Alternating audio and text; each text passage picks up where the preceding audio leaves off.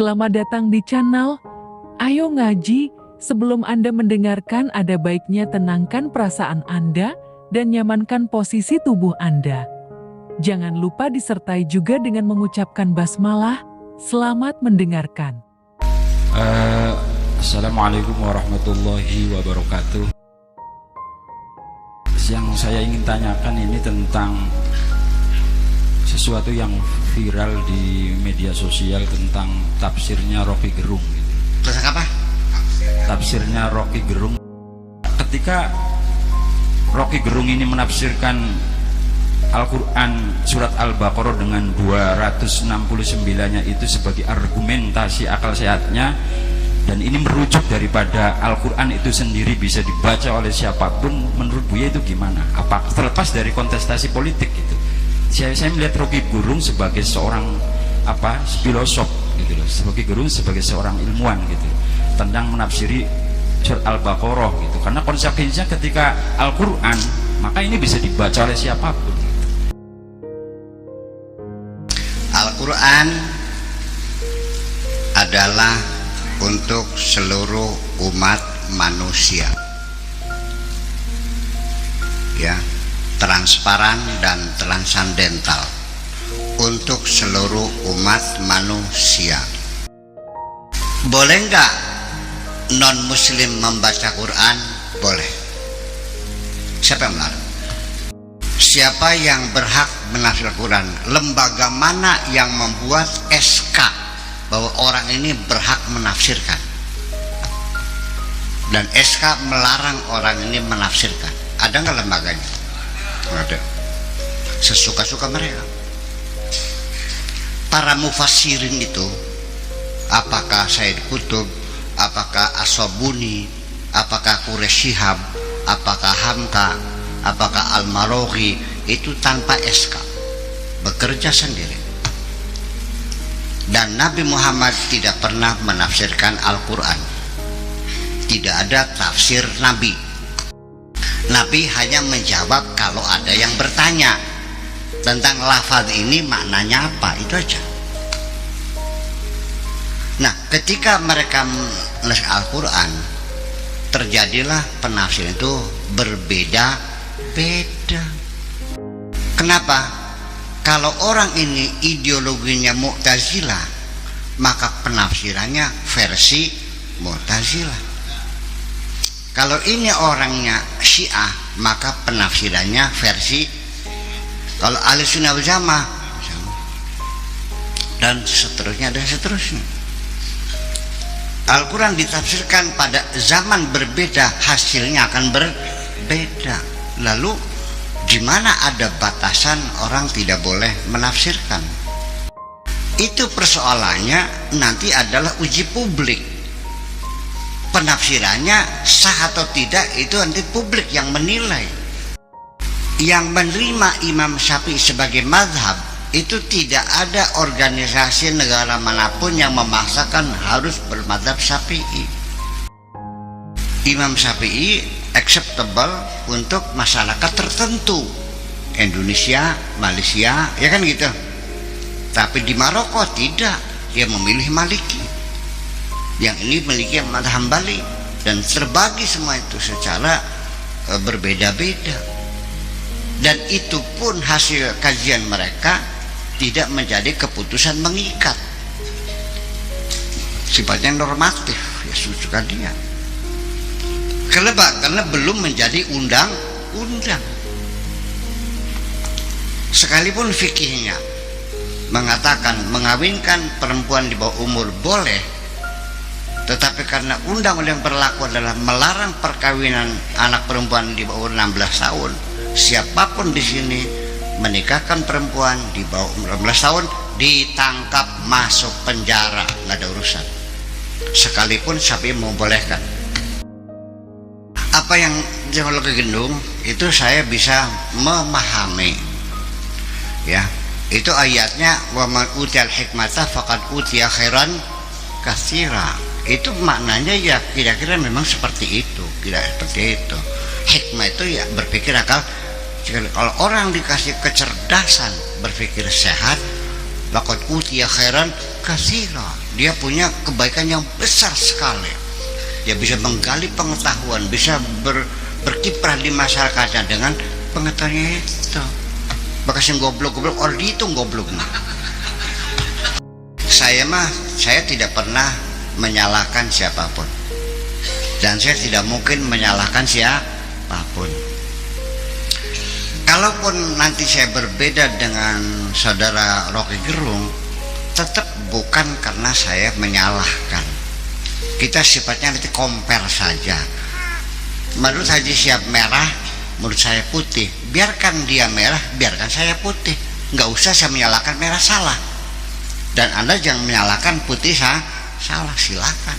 Nanti yang menentukan adalah publik semuanya itu. Itu aja persoalannya. Jadi jangan dikira karena Rocky Gerung itu bukan orang Islam, non Muslim, jadi dia tidak boleh membaca Al-Quran. Tidak. Al-Quran itu hudan linnas.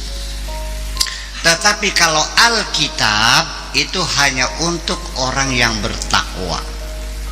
Dzalikal kitabul la raiba fihi hudal lil Alkitab hudal lil muttaqin. Kalau Al-Quran syahrul Ramadan alladzi unzila fihil Quran hudan linnas. Sebelum lanjut mendengarkan, kami sangat berterima kasih bila mana Anda ikut serta mendukung channel kami dengan cara like, komen, dan subscribe. Terima kasih dan selamat mendengarkan kembali. Jadi orang tidak percaya baca Quran. Baca apa tuh? Ya baca Quran. Orang itu isinya tentang bahwa bulan itu mengorbit sekitar bumi. Wal qamara qaddarnahu manazila hatta ada. Kalau original qadir. Ini ayat-ayat ini untuk seluruh umat manusia. Siapapun agamanya, ini fakta dunia, fakta hukum alam semesta bahwa bulan mengorbit. Mau percaya silakan, enggak silakan. Tetapi kalau Alkitab mah itu guide of life untuk kita yang beriman ini. Dan yang jadi pertanyaan bahwa yang dijamin oleh Allah keutuhannya apa sesungguhnya? Inna nahnu nazzalna dzikra wa inna lahu lahafizun. Apa yang dijaga di sini? Dzikr. Mushaf sama nggak dengan Quran? Beda.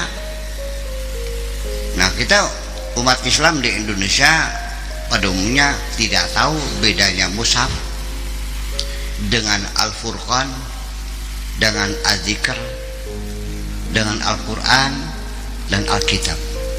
Semuanya sama. Kita di sini ada penyederhanaan pemikiran. Di sana ada mandub, ada nafilah, ada mustahabbah, ada sunnah. Kita di sini sunnah. Ya kan begitu? Di sana ada makruh tahrim, makruh tanzih. Kita di sini hanya makruh saja. Di sana ada fardu, ada wajib, kita ya wajib saja. Itulah karena penyederhanaan inilah yang menyebabkan kita jadi kurang mendetail dalam berpikir. Itu aja persoalannya.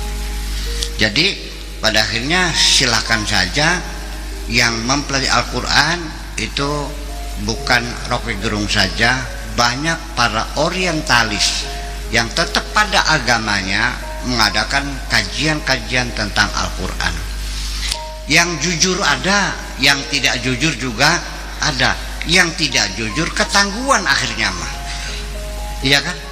Tapi kalau dia jujur dan benar, saya baca, saya akui orang ini hebat, bagus. Dan saya juga mengakui kepintaran Rocky Gerung, ya, khususnya di bidang filsafat etika terapan. Itu dia memang ahlinya, ya. Dan saya tidak akan membahas tentang kekurangan beliau, gitu. Tapi beliau adalah pandai berpikir. Apakah berpikir beliau sehat? Ya kan? Saya mengatakan sampai sementara ini dia berpikir sehat. Dia berpikir sehat. Artinya apa sih itu? selagi Anda masih bisa mengemukakan argumentasi, berarti Anda masih berpikir sehat. Kalau Anda sudah tidak mampu berargumen tapi masih ngotot, nah itu nggak sehat. Ya kalau sudah pokoknya, kita nggak usah berdebat dong. Ngapain? Itu persoalannya. Jadi kita nggak usah menyalahkan Rocky Gerung, ya kan gitu. Apapun, tetapi ayat Al-Hikmah di situ sendiri adalah kita kurang perbendaraan, kita belajar ilmu hikmah. Filsafat apa bahasa Arabnya? Hikmah. Bikin jimat nggak suka.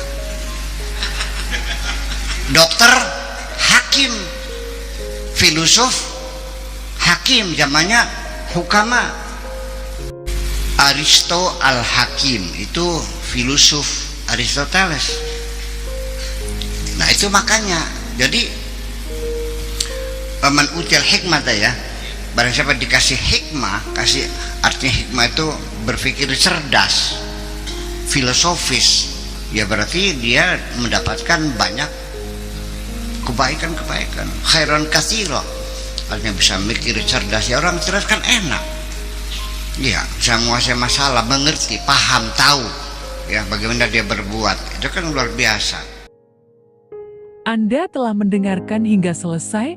Semoga video ini bermanfaat untuk Anda. Semoga kita selalu berusaha untuk bisa bertaubat kepada Tuhan dan selalu dalam ampunan Allah Azza wa Jalla. Terima kasih.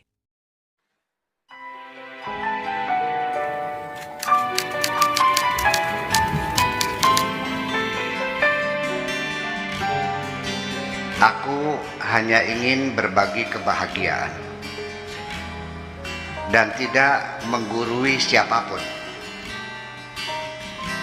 Terlalu sulit bagiku untuk menyalahkan siapapun.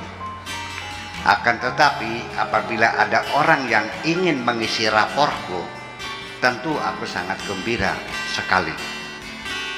Dan kujamin aku tidak akan sakit hati.